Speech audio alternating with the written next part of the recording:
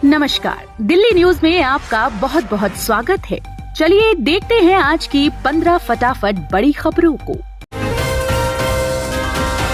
सरकार ने जारी किया अलर्ट, बिना ओटीपी बैंक अकाउंट हो रहा है खाली। भारत सरकार की तरफ से साइबर क्राइम को रोकने के लिए नए कदम उठाए जाते रहे हैं। साइबर क्राइम को रोकने के लिए एक बार फिर सरकार ने नया अलर्ट जारी किया। इसमें कहा गया है कि यूजर्स का बैंक अकाउंट बिल्कुल जीरो हो जाता है।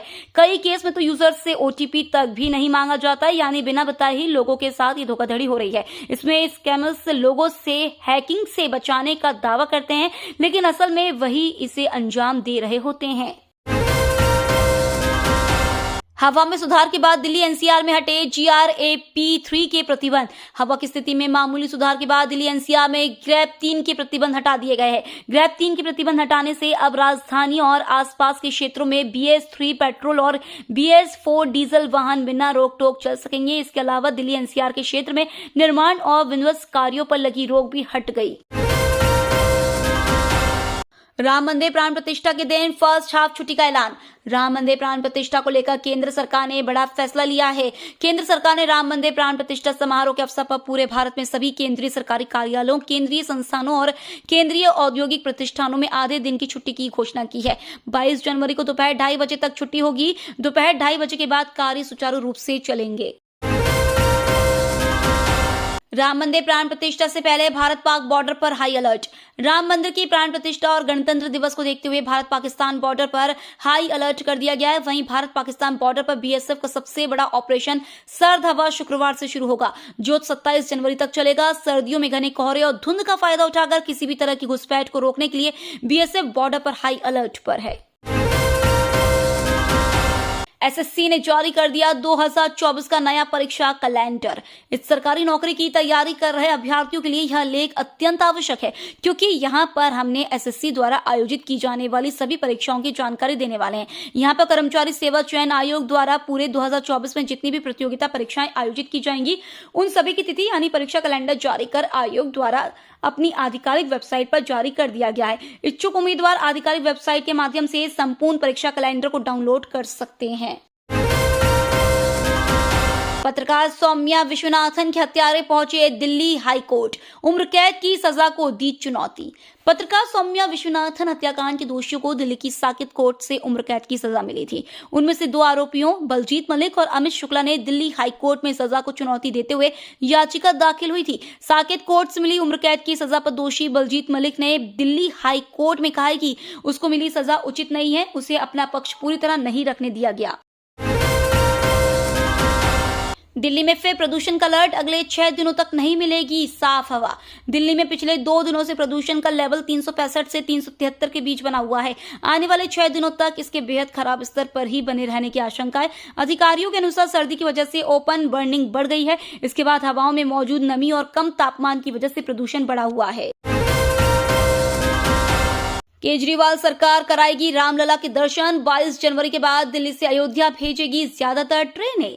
मुख्यमंत्री अरविंद केजरीवाल ने दिल्ली के लोगों को आश्वासन दिया है कि 22 जनवरी को अयोध्या में राम मंदिर की प्राण प्रतिष्ठा के बाद दिल्ली सरकार मुख्यमंत्री तीर्थ यात्रा योजना के तहत ज्यादातर ट्रेनें अयोध्या के लिए ही भेजेगी। अरविंद केजरीवाल ने कहा कि लोगों में अयोध्या जाकर रामलला के दर्शन करने को लेकर बहुत उत्साह है, इसलिए हमारी कोशिश रहेगी कि अयोध्या के लिए ज्यादा ट्रेनें भेजी जाए। मैं खुद भी सपरिवार अयोध्या जाना चाहता हूँ। नहीं होने दूंगा, नई मूर्ति की स्थापना, केस करूंगा। रामलला विराजमान के लिए मुकदमा लड़ने वाले निर्वाणी अखाड़े के महंत धर्मदास ने ऐलान किया कि मुकदमे का फैसला जिस रामलला की मूर्ति के हक में आया है, उसी मूर्ति की स्थापना गर्भगृह में होनी चाहिए। इसके अलावा अन्य किसी मूर्ति की स्थापना गर्भगृह में नहीं हो सकती।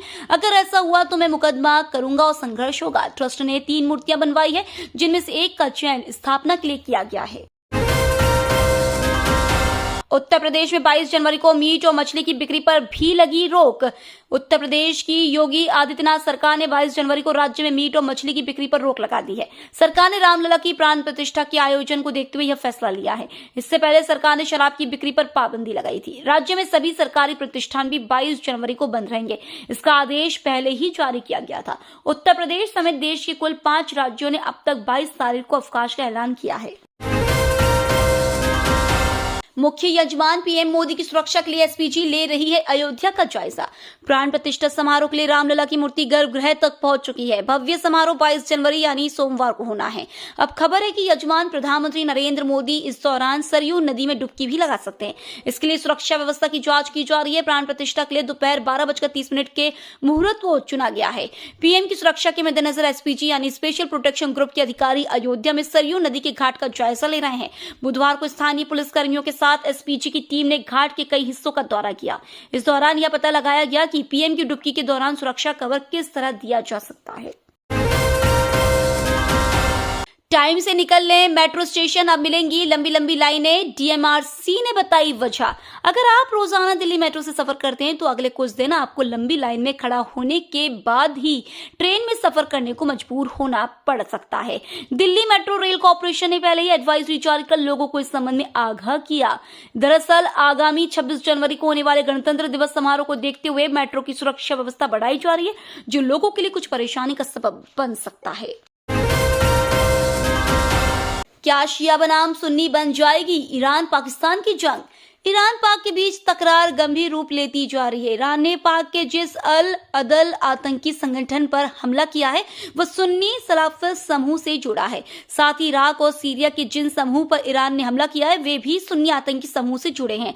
ईरान की 90-95% आबादी शिया है, जबकि पाकिस्तान और सीरिया की 90-95% आबादी सुन्नी है। ऐसे में जंग के शिया बनाम सुन्नी में बदलने की आशंका जताई जा रही है। प्राण प्रतिष्ठा से पहले 3 दिन में 3 राज्यों का दौरा करेंगे प्रधानमंत्री। आज से प्रधानमंत्री नरेंद्र मोदी एक बार फिर दक्षिण भारत का दौरा करेंगे। पीएम 3 दिन में 3 राज्यों का दौरा करेंगे, जहां पीएम सोलापुर में कई विकास परियोजनाओं का उद्घाटन एवं शिलान्यास करने के बाद तमिलनाडु के प्रमुख मंदिरों में दर्शन और पूजा करेंगे। इसके बाद वह रामेश्वरम भी जाएंगे।